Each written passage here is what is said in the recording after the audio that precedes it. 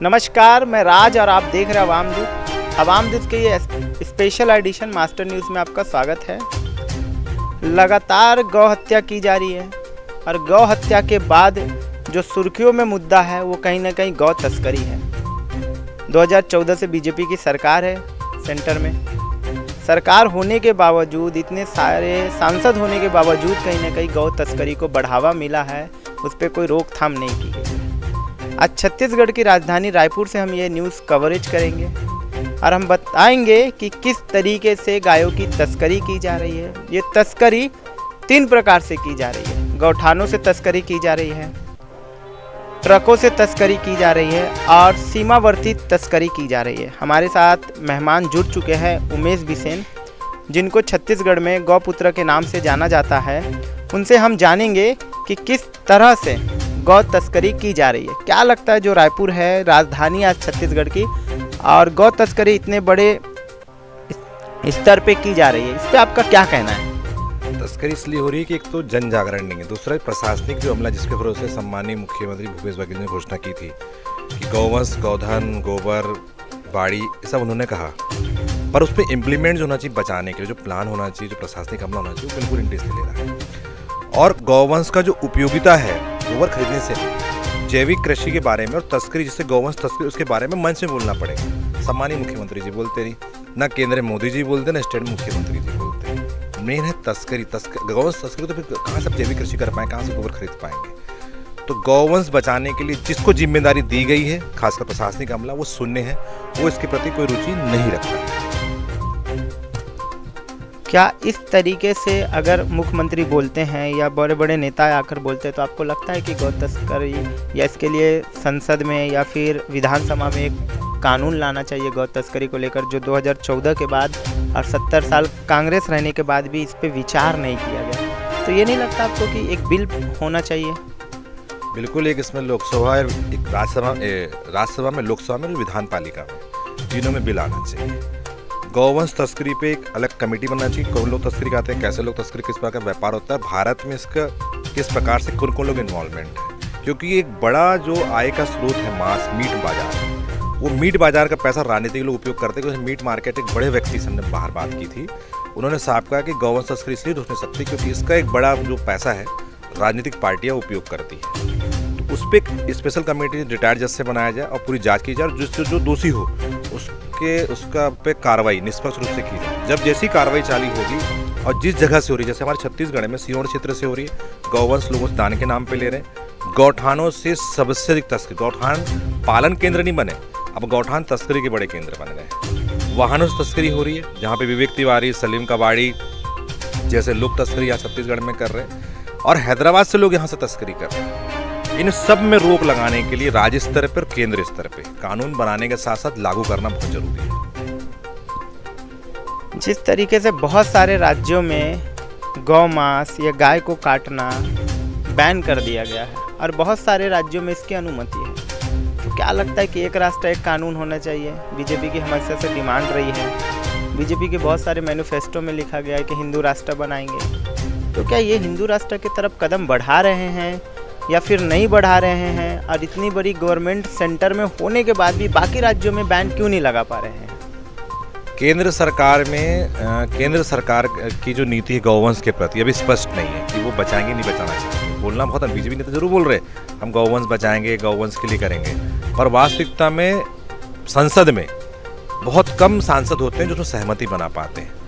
BJP का भी ऐसा लगता है कभी कांग्रेसीकरण हो गया। कांग्रेस की मंशा कभी गौवंश बचाने की नहीं थी, वो कंपटीशन में ऐसा लगता है मुझे कि गौवंश के बारे में घोषणा कर दे रहे हैं, पर वास्तविकता में गौवंश बताने उस दिन का कार्यकर्ता भी गौवंश रखेगा। अनिवार्य करते जिस दिन घोषणा करें, अनिवार्य करते कि पहले कांग्रेस का कार्यकर्ता गौवंश रखेगा, बीजेपी कार्यकर्ता वो तो खुद गौवंश नहीं रखते और गौ माता की जय बोलते बोलते चलते हैं। जी, उसको अधिकार, गौ माता की जय बोलने का अधिकार उसको होना चाहिए जो घर में गौवंश रखे। पहले प्राथमिकता अपनी पार्टी के लोग बोले ना कि आपको भारतीय नस्ल के गौवंश को रखना है, वो तो हमारे नेता बोलते नहीं है। एक तरह से भ्रम फैलाकर गाय के नाम पर पूरे देश में राजनीति दोनों पार्टियां कर रही हैं।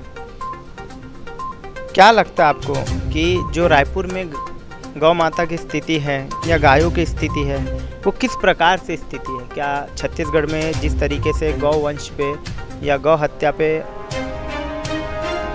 वो लगाया गया, रोक लगाया गया, ये रोक के बावजूद क्या कमी आई है गौ तस्करी में, या उसी तरीके से तस्करी चालू है, या शासन प्रशासन इस तस्करी को किस नज़रिए से देखते हैं?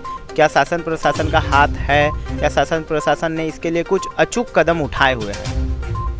पहली चीज़ तो शासन प्रशासन संवेदनहीन है। बताया ना अपने को, एक बड़ा आरोप लगा रहे हैं आप, ये गंभीर संवेदनहीन है, संवेदनहीन। गौवंश के प्रति किसी प्रकार की संवेदना प्रशासनिक अमले के किसी भी अफसर में नहीं है साहब। मुश्किल से 1 या 2% भी नहीं होंगे, क्योंकि मैंने कई प्रशासनिक अफसरों को बंद कैमरे में, ऑफ कैमरे बोले जाने दो ना यार, तो रोजी रोटी चलता है। स्लीपर सेल का इस्तेमाल छत्तीसगढ़ में होता है गौवंश तस्करी की। पैदल तस्करी करते स्लीपर सेल होते हैं, उनका काम होता है सिर्फ पहुंचा के देना। मजदूर होते हैं 1500 के लिए काम करते हैं, उसको हमने स्लीपर सेल नाम दिया। उनको तो खुद नहीं मालूम गौवंश कहाँ जाएगा, सीमा जाएगा, सीमा में फिर दूसरे जो उनके तस्करों का अकेले पार्ट ये गांव से वो गांव दूसरे तस्कर, वो गांव से वो गांव दूसरे तस्कर, इस प्रकार से बाजार जो बाजार भरते गौवंश वहाँ से भी ले जा रहे हैं, गौठानों से ले जा रहे हैं, घरों से डालें। पर लेने वाला कोई और होता है, पहुँचाने वाला कोई और होता है, वहाँ खरीदार कोई और होता है। बहुत बड़ा सिंडिकेट, पैसा पेटीएम में आ जाता है आजकल, तो कैश वाला प्रॉब्लम ही नहीं है, अकाउंट में RTGS या अन्य माध्यमों से हो जाता है। तो बहुत ही इंटरनेट के माध्यम से पैसा क्या कहते हैं उसको, नए तकनीक से अपने अकाउंट में पैसा मंगा लेते हैं। और गौवंश तस्करी कमज़ोर लोगों का इस्तेमाल करके भारी मात्रा में यहाँ से गौ सबसे तस्करी पैदल तस्करी होती है छत्तीसगढ़ से, चाहे बस्तर क्षेत्र हो, चाहे वो सरायपाली क्षेत्र हो, चाहे वो राजनांदगांव क्षेत्र हो, चाहे बलौदा बाजार हो, या चाहे वो सरगुजा के क्षेत्र, सब जगह पैदल तस्करी के नए नए सिस्टम निकाले गए हैं। और उसमें सिर्फ पैदल पहुंचाने में, उसमें बाजार की पर्ची भी होती है, जो बाजार जो बढ़ता है वहाँ की पर्ची भी लोग रखते हैं, सरपंच का पत्र भी रखते हैं बकाया। और पैदल सिर्फ वो किसानी के नाम पे लेते हैं, क्योंकि छत्तीसगढ़ में यहाँ के गौवंश को ले जाना प्रतिबंधित है। उसके बाद भी यहाँ से गौवंश जाता है, सिर्फ ये कि पुलिस के सामने तस्करी होती है, पुलिस नहीं करना चाहती, वो पहले बोलती है हम रखेंगे कहाँ पे। दूसरा है पुलिस के बड़े अमले को, सीमावर्ती थानों को, हाईवे के थानों को भारी मात्रा में जो पैसा है वो तस्करों से मिलता है। देखिए, आप बड़े आरोप लगा रहे हैं सरकार पर भी, और आप बड़े आरोप लगा रहे हैं शासन प्रशासन पे भी। जहाँ पर गौ हत्या बैन है, तो आप ज़रा ये भी बताइए कि जिस जगह गौ हत्या बैन नहीं है वहाँ पर तो तस्करी या चीज़ें डबल मात्रा में होती होगी, दुगनी होती होगी। तो उन जगह पर क्या कहना है? जैसे अगर महाराष्ट्र के कुछ हिस्सों को देखें तो वहाँ पे गौ बैन ही नहीं, गौ हत्या बैन नहीं, लोग खा भी रहे हैं, लोग काट भी रहे हैं, सारी चीज़ें कर रहे हैं। तो उस जगह को आप कैसे देखते हैं? और छत्तीसगढ़ को आप दोनों, अगर महाराष्ट्र और छत्तीसगढ़ का जब आप मूल्यांकन करते हैं तो दोनों को कैसे देखते हैं आप? छत्तीसगढ़ महाराष्ट्र की जो गौपालन की संरचना अलग अलग है। महाराष्ट्र में तो छत्तीसगढ़ जितना गौधन भी नहीं है, सिर्फ जो गौपालक वही है जो बैल से हर कोई खेती करता है या जो डेयरी में उद्योग में काम कर रहे हैं। आम घर से वहाँ से गौवंश निकल गए, मतलब समाप्ति की ओर है। अकोला आगे जाएंगे तो आपको भारतीय नस्ल गौवंश बहुत कम दिखेंगे, मतलब साउथ गए तो आपको गौवंश दिखना ही नहीं, बहुत कम दिखेंगे। मध्य भारत में मध्य प्रदेश छत्तीसगढ़ का क्षेत्र है जहाँ भारी मात्रा में गौवंश अभी वर्तमान में मौजूद है। उसके बाद अभी जो गुजरात में संवर्धन हुआ, राजस्थान में भी मतलब लोगों में अवेयरनेस है, गौवंश बचाने का वहाँ अभियान चल रहा है। पर वहाँ से भी तस्करी अपने दक्षिण भारत की तरफ में भारी मात्रा में हो रही है गौवंश की। तो दोनों का क्लाइमेक्स अलग अलग है। पर महाराष्ट्र की अगर तुलना करें तो महाराष्ट्र में गौवंश छत्तीसगढ़ के जैसा नहीं, और इसलिए यहाँ से गौवंश वहाँ जाता है क्योंकि वहाँ पे गौवंश की कीमत ज़्यादा लगती है। यहाँ कौड़ी की मोल गौवंश मिल जाता है, यहाँ 500 200 300 फ्री में लोग गौवंश देने को तैयार है यहाँ पे, तो उन लोग आसानी से मिल जाता है। और जो वहाँ पे लाखों रुपये खर्च करने पड़ते हैं यहाँ सस्ते में मिल जा रहा है, और वो उससे वहाँ भारी मांस का उत्पादन कर रहे हैं।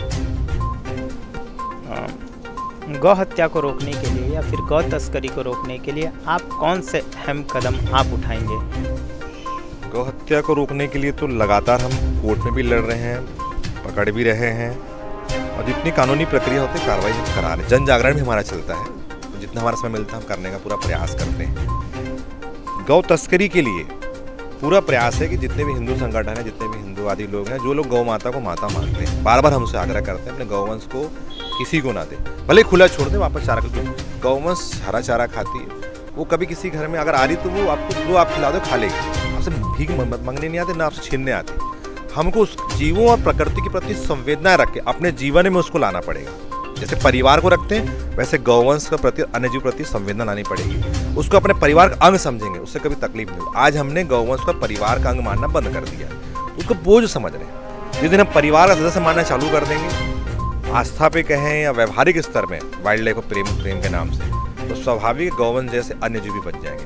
क्योंकि हमने आज मांस भक्षी राक्षस बन गए हैं और हमारी संवेदनाएं खत्म हो गई है सामान्य समाज की भी। इसलिए गौवंश की दुर्दशा इसीलिए है। क्या लगता है कि गौ तस्करी रोकने के लिए या फिर गौ हत्या रोकने के लिए सरकार को कैंपेन चलानी चाहिए, अवेयरनेस लानी चाहिए? क्या लोगों में ये जागरूकता नहीं होने के कारण गौ तस्करी को कहीं ना कहीं बढ़ावा मिला है, या लोगों में अवेयरनेस है, जागरण है, फिर भी लोग अपनी स्वेच्छा से या पैसों के लिए? क्योंकि देखिए कहीं ना कहीं ये सारा चीज़ें जो है वो शासन और प्रशासन की नॉलेज में रख करके किया जा रहा है और शासन प्रशासन इस पूरे मामले में मौन है।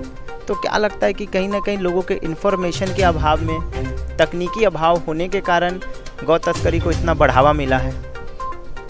मेन की गौवंश को लोगों ने कमर्शियल समझ लिया और लोग तत्काल में पैसा चाहते हैं। और गौवंश एक ऐसा प्राणी बहुत आसानी से उपलब्ध है जिसमें लोग पैसा कमा सकते हैं। तो उनको अब दूध से पैसा नहीं कमाना, उनको गोबर से पैसा नहीं, उनको तत्काल में जो पैसा मिल सकता है, जो बड़ा बल्क में वो कमाना। दूसरा शासन प्रशासन का पुलिस विभाग की बात है। पुलिस विभाग के अच्छे अच्छे बड़े बड़े अफसर गौ तस्करी में शामिल है। जिले का एसपी भी शामिल है, जिले के एडिशनल एसपी भी शामिल है, जिले के थानेदार भी शामिल है, तो कांस्टेबल भी शामिल है। कई जगह पुलिस के अफसर नहीं शामिल, पर बहुत बड़ी संख्या में पुलिस के अफसर शामिल है तब तस्करी हो तो उनकी बिना जानकारी के। क्योंकि मैं सामान्य घटना बताता हूँ। पदमपुर एक थाना चौकी पड़ता है सरायपाली, वहाँ से लगातार तस्करी होती है। पर जब वहाँ का गौ सेवक सरायपाली का पकड़ता है तो वहाँ की पुलिस तत्काल ही पहुँचती।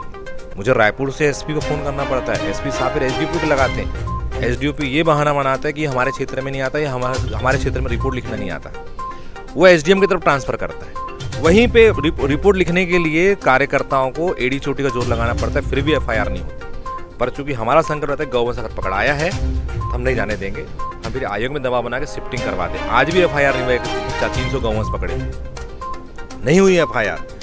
एसडीओ पे नहीं, एसडीएम ने एसडीओपी के ऊपर डाला। अगर हम आयोग में अगर नहीं करते तो शायद, क्योंकि तस्कर उसी दिन आरोपियों को आके छुड़ा के ले जा लेते हैं। 100 की संख्या में आते हैं, बड़ी संख्या में सीमा क्षेत्र से आते हैं, रंगदारी करते हैं। पुलिस जानकारी में होता है, पुलिस इस पार्ट में तत्काल क्यों नहीं पहुंचती? गौवंश के मामले को संवेदनाओं के साथ क्यों नहीं लेती?